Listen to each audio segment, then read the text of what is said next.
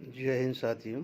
ये अपेंडिक्स जे जो कि अल्टर्न जनरल ब्रांच का लेटर नंबर है 25 अप्रैल 2019 का। उसके अंदर एईसी रिकॉर्ड को क्लियर लिखा है कि जो इनका जो स्ट्रक्चर जो है स्ट्रक्चर स्पेशल उसको है जो अपग्रेडेड मतलब नहीं किया गया है एक्सपे के ग्रुप के लिए हाई रैंक।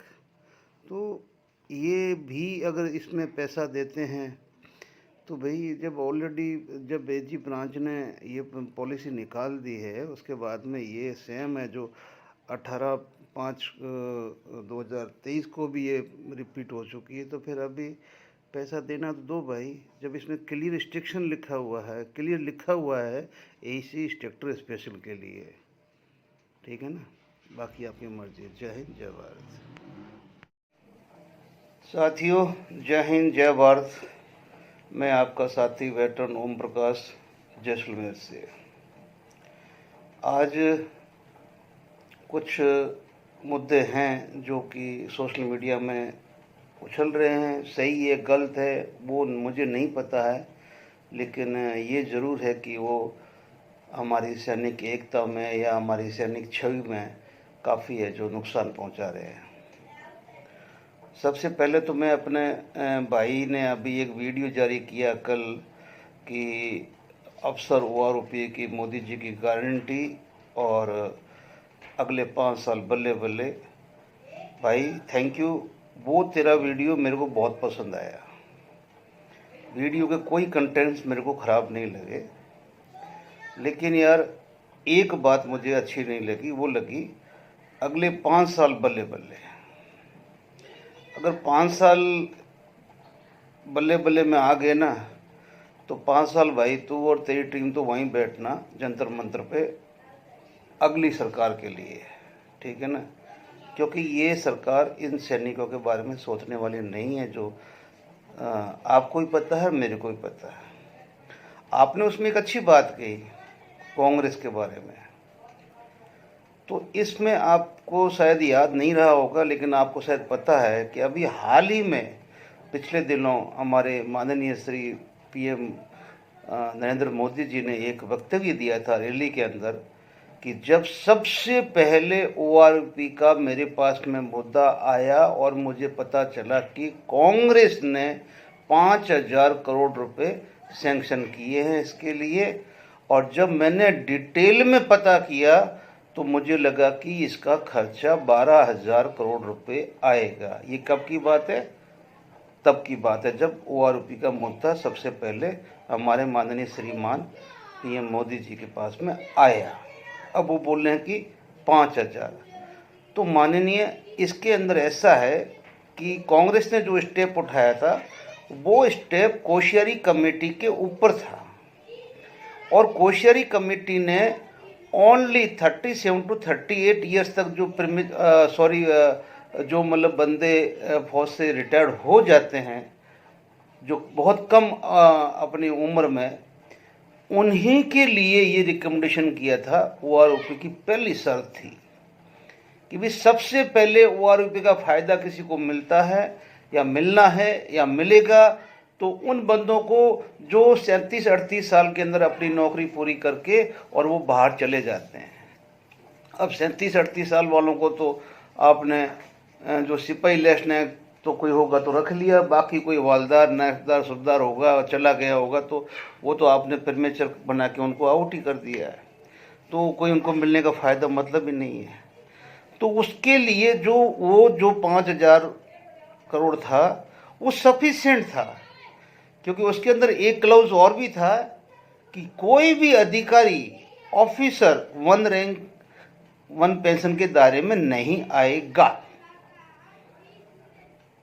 तो जब आपने अपने हिसाब से सोचा उस टाइम में तो आपको 7,000 करोड़, यानी कि इधर तो 5,000 करोड़ था, आपको 7,000 करोड़ फिर अधिकारियों का ऐड करने से आपको 12,000 नजर आया। वो सही है, आप भी सही अपनी जगह पे, क्योंकि अधिकारियों को जब आपने मिलाकर उनके हिसाब से उनको जो देना था रजिस्टर इश्यू से, तो वो 7,000 करोड़ आप सही बोल रहे हो वो था। फिर तो आप धीरे धीरे मतलब वो 5, 7, 23, 28, 60, 65, 80, 85, 90 और 1 लाख करोड़ पहुंच गए। अभी सब शांत है बिल्कुल ही, सबकी झोलियां भरी भरी है। तो धन्यवाद इसके लिए। तो मैं भाई को ही बोल रहा था कि भी ये भी इंफॉर्मेशन अच्छी है, इसको भी आप शामिल ले लें। अभी क्या है कि अभी 4-5 दिन से एक एक्स ग्रुप के ऊपर काफ़ी हंगामा चल रहा है, जो कि हमारे सबसे पहले दीवान जी ने एक वीडियो चढ़ाया था और उन्होंने मैं यही सोच रहा था कि दीवान जी है जो वॉइस के है, मुझे नहीं पता कि वो कौन से संगठन के अध्यक्ष है या कौन से संगठन से बिलोंग करते, लेकिन जब से ORP चल रहा है उनका भी मैं वीडियो का फैन हूँ। तो वो हमेशा वॉइस के वीडियो चढ़ाते थे, तो मैं उनको वॉइस का ही मानता था। मेरे भी वीडियो में निकल गया कि वॉइस ने 28 लाख का घपला किया। तो जब मुझे पता चला कि जो वॉइस के चेयरमैन है, अध्यक्ष जो भी है, संभावित है कि उन्होंने मेरे को फ़ोन किया कि साहब किस आधार पे आप वीडियो में बोल रहे हो कि हमने 28 लाख का घपला कर दिया। तो मुझे शर्म भी महसूस हुई कि सर ये तो दीवान सिंह साहब ने बोला है, वो आप ही के आदमी है। बोले सॉरी, वो वॉइस के नहीं है। तो मुझे उनको सॉरी बोलनी पड़ी और मैं अभी भी सॉरी बोल रहा हूँ, क्योंकि मुझे नहीं पता कि दीवान जी वॉइस के नहीं हैं, मैं वॉइस का ही समझ रहा था। तो अब क्या है कि अगर हम, चलो ये बात तो क्लियर हो गई कि वो वॉइस के नहीं है, तो फिर वो वॉइस के ही गुणगान मैं तो 14 महीने से सुन रहा था। लेकिन अब मेरे कुछ, जब आप लाइव आए तो लाइव में मैंने 2-3 प्रश्न खड़े किए थे चौहान जी के थ्रू। तो चौहान जी ने, तो आपने वहाँ पर बोला कि इसके बारे में मिस्टर ओम प्रकाश को कोई ज़्यादा नॉलेज नहीं है, इसलिए जो ये ऐसी बातें कर रहे हैं।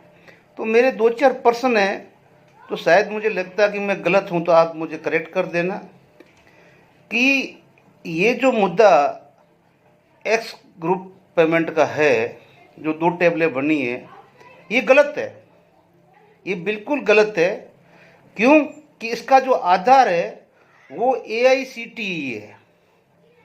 AICTE ने जिस डिप्लोमे को रिकॉग्नाइज किया हुआ है, तो वो मतलब एक्स ग्रुप की अलग टेबल में आया हुआ 6200 वाली। तो अब अगर आप है जो इस मुद्दे को अगर मान लो आप प्रॉपर अगर तरीके से लेते, तो पहले तो मैं आपको बोलता हूँ, आपने अपने ही मुंह से बोला हुआ उसी वीडियो में कि मेरे को मनीष बहल ने बोला कि इसका कोई मुद्दा नहीं बनता है, न सब केस बनता है। तो मैंने फिर मनीष बहल को कन्विंस किया और फिर वो राजी हुआ इस केस के लिए। तो यहाँ पर ये सही है कि जो वॉइस का मनीष बहल जिसका नाम आप ले रहे हो, वो भी एडवोकेट है और वो इस केस के लिए पहले मना करता है आपको, लेकिन आप उनको फिर राजी करते हो। अब ये मैं आपको बता दूं कि ये AICTE क्या है, ये 1945 में एक एडवाइजरी बॉडी थी टेक्निकल एजुकेशन की, जिसको कि पार्लियामेंट में 1987 के अंदर इसको वैधानिक संस्था बना दिया गया, संवैधानिक संस्था। तो 1987 में संवैधानिक संस्था है, तो इसके डिप्लोमे के उससे पहले बहुत लोग आर्मी में आए, नेवी में आए, एयरफोर्स में आए, और उसके बाद में जो हमारा पे कमीशन वो भी चलता रहा, 6 का भी आया और ये 7 का पहुंच गया। तो ये मुद्दा पहले खड़ा क्यों नहीं हुआ, ये अभी कैसे हुआ? मैं आपकी सहायता ही कर रहा हूँ, नुकसान नहीं कर रहा हूँ, लेकिन आपको इसके बारे में पूरी जानकारी होनी चाहिए जो कि आपको नहीं थी। दूसरी बात कि सुप्रीम कोर्ट की रिट पिटीशन अगर आप 419 पढ़ लेते या आपको ज्ञान है, तो आपको पता है कि उसका जो ऑर्डर है 16/3/22 का, जिसके अंदर कोर्ट ने इस मैटर के ऊपर भी क्या क्या बोला हुआ है, ठीक है ना? तो आपको उसका भी पता होना चाहिए। और जब कोर्ट ने जो चीज़ बोली है उसके ऊपर अगर मान लो फिर जब अगेन आपकी ही एक एक्स-सर्विसमैन मूवमेंट जो है एक MA लगाती है 499/23, तो उसको भी सुप्रीम कोर्ट डिसमिस कर देती है इसी आधार के ऊपर, जो मैं अभी आपको आधार पढ़ के सुना रहा हूँ, जो शायद आपके काम आ जाए।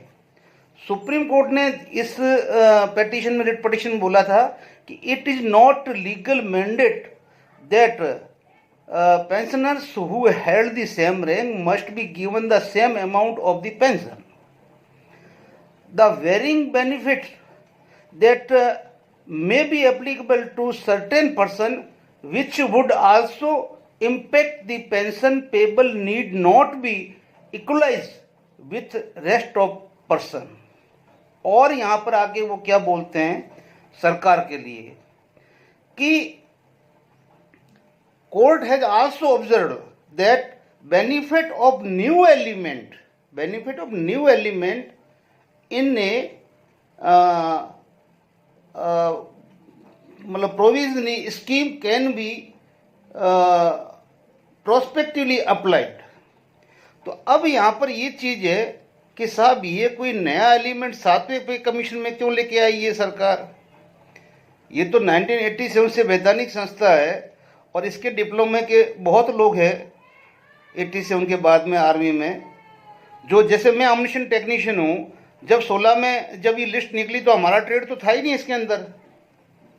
हमने तो बाद में लड़ाई लड़ी इस ट्रेड के लिए, जाके अपने यूनिवर्सिटी से कॉलेज ऑफ मटेरियल मैनेजमेंट से अपने डीसी एंड सीआई को बोल के कि साहब सबसे बड़ा ट्रेड जोखिम भरा हमारा अम्युनिशन टेक्नीशियन का होता है, जिसके अंदर ऑपरेशन के 4 मतलब पंपलेट है, बड़े बड़े बुक है, और एक हमारा सर्टिफिकेट होता है कि जैसे डॉक्टर है जो जब लेबोरेटरी में लेके जाता है किसी को तो गड़बड़ों से साइन लेता है, कभी मर गया तो मैं जिम्मेवार नहीं है, लेकिन हमारी लेबोरेटरी में जब हम किसी बम मिसाइल या किसी भी अम्युनिशन को लेके घुसते हैं तो हम उस सर्टिफिकेट में साइन करते हैं कि अगर अंदर ये ब्लास्ट हो गया मर गया तो मैं खुद जिम्मेवार हूँ, क्योंकि मैंने इसके बारे में पूरी जानकारी ले ली, पढ़ ली है।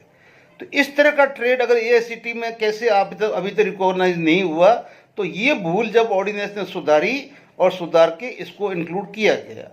अब यहाँ सबसे बड़ा नुकसान हुआ AEC वालों का, जो कि पोस्ट ग्रेजुएट जितने भी जाते थे वो सारे के सारे एक्स ग्रुप में आते थे, और ये सब उसमें है। अब कई ट्रेड नए खड़े हो गए, कई ट्रेड और नए रिकॉग्नाइज हो गए, लेकिन कहने का मतलब ये है कि साहब आप आधी अधूरी जानकारी के बाद में आपने एक कॉल मार दिया कि एक्स ग्रुप के लिए आप है जो फलाने आदमी से संपर्क करो और ये है जो इतना इतना पैसा लेके आ जाओ।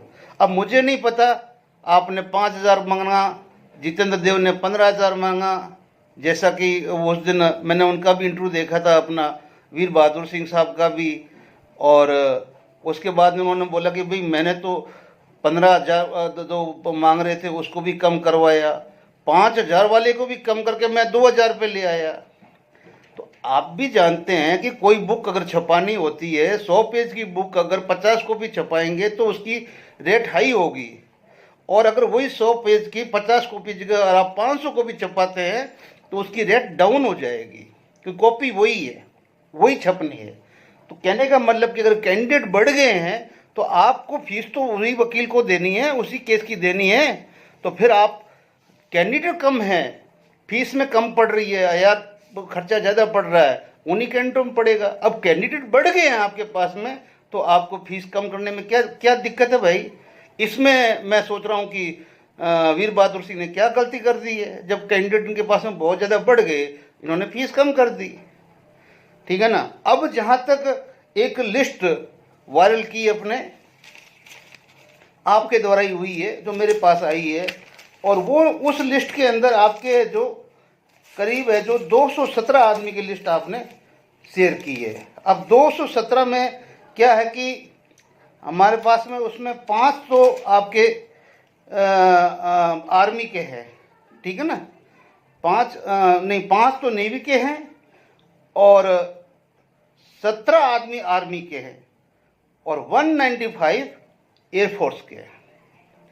अब आर्मी वालों का तो मैं ट्रेड जानता हूँ, जिसमें AEC की भी स्पेशल वाला जो मैंने अभी आगे डाला हुआ है, ये जो आपने पढ़ा है, ये उस लेटर का अपेंडिक्स J का ही कॉपी है, और कोई किसी को चाहिए तो मेरे से मांग सकता है। और जो नेवी वाले हैं वो 5 आदमी क्यों हैं, और एयरफोर्स के 195, यानी कि उनके बहुत ज़्यादा ट्रेड है इसका मतलब। और यार नेवी वालों के पास कम ट्रेड है, जबकि नेवी में भी सारे टेक्नीशियंस है पूरी टोटली। तो कहने का मतलब ये है कि साहब आधी अधूरी जानकारी के ऊपर आपने कॉल कर दिया कि पैसे इकट्ठे करो, और अब ये आपका मुद्दा हुआ कैसे है। अब यहाँ मुझे याद आता है साबका और FEA, जब हमारा FEA खड़ा हुआ तो अब साबका वाले बोलते कि भाई हमने अनाउंस किया, तब है जो FEA में रसीदें कटी। और FEA बोलता भाई हमारा FEA बनने के बाद में जो रसीद कटी वो पैसा FEA के पास में है और वो जो भी है बैंक के अंदर जमा है, ठीक है ना। लेकिन अब वो साबका बोलते नहीं, हमारे अनाउंसमेंट के ऊपर वो पैसा आया इसलिए हमें दो। तो यहाँ पे मुझे लगता कि सेम ट्रैक पे आपकी गाड़ी जा रही है कि अनाउंसमेंट आपने किया पैसे के लिए, तो फिर पैसा भी आपके पास ही आना चाहिए। फिर वो वीर बहादुर साहब के अकाउंट में क्या कर रहा है? लेकिन वो उनके अकाउंट में अगर गया तो वो बगैर आपकी मर्जी के खिलाफ नहीं गया है, ठीक है ना, आपकी मर्जी से ही गया। फिर आपके बहल ने मना किया था कि ये केस नहीं बनता। मैं आज भी बोल रहा हूँ कि एक ढिल्ला नहीं मिलेगा। AICT मेरे ऑर्डिनेंस के जिन अम्यूनिशन टेक्नीशियंस का एडजस्टमेंट नहीं हुआ था, सभी का सभी हमने रिकॉर्ड से सेटलमेंट करवाया और उनके पास अभी अपने अपने PPO है। और जिनका पास में ये डिप्लोमा है, कोई भी आदमी ये वीडियो सुनता है तो प्लीज़ वो जाके अपने रिकॉर्ड से कंफर्म करके और AICT से कंफर्म करके सीधा जाके अपना सेटलमेंट करवा सकता है। तुम्हें कोर्ट की कोई ज़रूरत नहीं है, ना नेवी को ना एयरफोर्स को। बट आपका जो डिप्लोमा है वो AICTE से रिकॉग्नाइज होना चाहिए, बस इतनी शर्तें, और कोई शर्त नहीं है। जिसकी पॉलिसी आर्मी हेडक्वार्टर MOD ने 18 मई 2023 को जारी कर दी है। उसकी कॉपी भी चाहिए तो साहब आप लोग मांग सकते हो, लेकिन प्लीज़ ऐसा मत करो, ठीक है ना। अब आते हैं कि हमने अपने सोर्सों से जब पता किया कि भाई ये इनका डिस्ट्रीब्यूट बढ़ क्यों रहा है, तो बढ़ने के पीछे जैसे वीर बहादुर साहब बता रहे कि भाई मैंने पैसे कम करवा दिए या लेने नहीं दिए, वो नहीं दिया, जो कुछ भी है वो आपस में वो जाने हैं। लेकिन पेटिशनर्स के कोई 2-4 नंबर से जब संपर्क किया गया तो वो बता रहे थे भाई जो हमारे जितेंद्र देव जी है वो भी वकील ही है, वो भी वकील ही है, और उन्होंने भी मतलब जो भी है कि वो वकील ही है। और जब मैंने इस केस का दीवान जी स्टेटस पता किया तो जो इसका मेन वकील का आप नाम पूछ रहे हो, वो नाम मैं आपको बताऊं कि जितेंद्र देव जी को पता है। और जितेंद्र देव जी उस केस के अंदर सेकंड वकील है, जूनियर वकील, और वो केस तैयार होके पड़ा हुआ है 700 पेज का, उसमें जितेंद्र देव जी साइन नहीं कर रहे हैं। अब पेटिशनर को भी ये चीज ध्यान होना चाहिए कि आपने जिसने भी जितेंद्र देव जी को पैसे दिए हैं तो आप उनसे पूछिए कि आप उनमें साइन क्यों नहीं कर रहे हैं। क्यों कि मैं भी देखो किसी का नंबर कोई मांगता है मैं दे दूं तो ये राइट नहीं है। वैधानिक तौर पे जब तक वो बंदा ना बोले उसका हम नंबर किसी को नहीं दे सकते। तो जो मेरे पास जिस बंदे से ने बताया कि साहब ये रहा केस, क्योंकि मैं भी थोड़ा बहुत कानून में रुचि रखता हूँ, और ये मेरी 700 पेज की रही पेटिशन। अब इसमें सब कुछ रेडी है, लेकिन जितेंद्र देव जी को हमने वकील तो बना लिया, अब वो सेकंड वकील आके हमारा इस पेटिशन में साइन नहीं कर रहा है, और उनको 1,60,000 रुपये पेमेंट भी दे चुके हैं। अब 1.5 लाख कैश है, 10 लाख है जो वो है। अब मुझे नहीं पता ये, ठीक है ना, इसका आप कंफर्मेशन वीर बहादुर सिंह साहब से कर सकते हैं, क्योंकि ये जो पैसा है वॉइस के थ्रू मतलब वकील को पेड हुआ है। अब वो कैसे हुआ क्या है, इसलिए मैं वीर बहादुर साहब से रिक्वेस्ट करूंगा कि आपकी मेरी बात भले ना हुई हो, लेकिन अगर वो एडवोकेट झूठ नहीं बोलेगा कि भाई उनको है जो ये फीस दे दी गई है, तो आप भी ये जो कृपया कंफर्म करें ग्रुप के अंदर कि भाई हाँ 1,60,000 रुपये फीस दे दी गई है जितेंद्र देव को। मैं उम्मीद करूंगा कि मेरा वीडियो देखने के बाद में आप ये मैसेज डाल देंगे।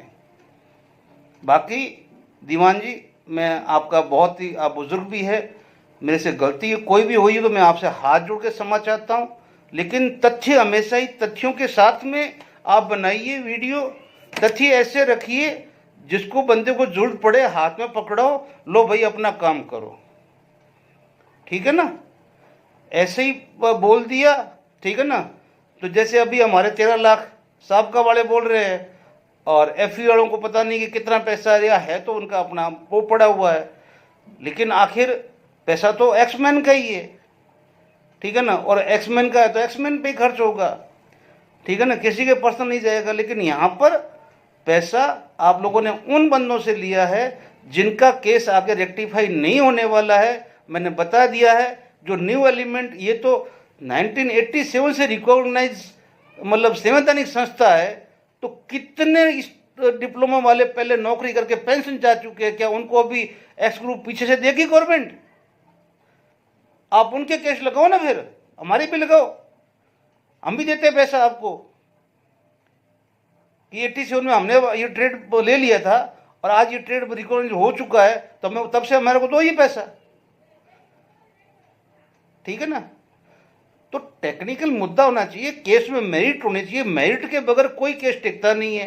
फिर मैंने सीधा बोल दिया भाई एएफटी है जो इंटरनल अरेंजमेंट है, एएफटी का ही मतलब नहीं है कि एएफटी कोई मतलब लॉ मिनिस्ट्री की बॉडी है जैसे हमारी कैट बॉडी है। तो इसलिए आपको रिप्रेजेंटेटिव कैपेसिटी में भेजा गया कि भाई आप डिफेंस मिनिस्ट्री में हो और आपकी एक बॉडी है जो इंटरनल आपको अगर वो रिलीफ देती है आपका इंटरनली, तो कोर्ट को क्या आपत्ति है उसके अंदर। लेकिन कोर्ट रिकमेंड नहीं करता है गवर्नमेंट को भी आप इनको ये पैसा दो, ठीक है ना। तो मैं माफ़ी चाहते हुए सभी भाइयों से बोलूँगा, इसमें दी गई जानकारी के बारे में कुछ आप चाहते हैं आप मेरे से ले सकते हैं, और साथ में कोई इधर उधर आप लोग भ्रमों में न रहें और अपना काम सही करें। और जो एडवोकेट इस केस को लड़ रहे हैं, प्लीज़ आपका मुख्य मेन जीहर का पॉइंट जो क्या है, इस बॉडी को बने हुए 1987 में संवैधानिक हो चुकी थी, तो अब इनके डिप्लोमे 7वीं में आपने क्यों है जो रिकॉग्नाइज करवाए? पहले वाले बंदों का क्या कसूर था?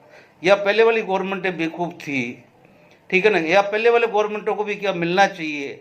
इसलिए गवर्नमेंट कृपया, भले ही आप 6200 और 3600 का एवरेज एक पेमेंट कर दो, या फिर जो करना है एक कर दो, दो लिस्ट मत करो। आप अगर इस मेरिट पे लड़ेंगे तो ज़रूर कोई न कोई एएफटी से डिसीजन लेके पड़ेंगे, नहीं तो कुछ नहीं मिलने वाला। मैंने अपना ओपिनियन दे दिया, आगे आपकी मर्जी है। जय हिंद, जय भारत। जय हिंद, जय भारत, वंदे मातरम। मैं रविंद्र फौजी, रविंद्र सिंह शेखावत। मैं सीकर लोकसभा से निर्दलीय उम्मीदवार के तौर पर चुनाव लड़ रहा हूं और मेरा चुनाव चिन्ह है गन्ना किसान। ये जो आप देख रहे हैं गन्ना किसान, बैलेट नंबर 12। मैं आपसे हाथ जोड़कर विनती करूंगा कि इस चुनाव चिन्ह को सीकर के हर एक व्यक्ति तक जरूर शेयर करें, फॉरवर्ड जरूर करें। अगर मेरा समर्थन करते हैं तो वोट करें और इसे आगे से आगे फॉरवर्ड करें।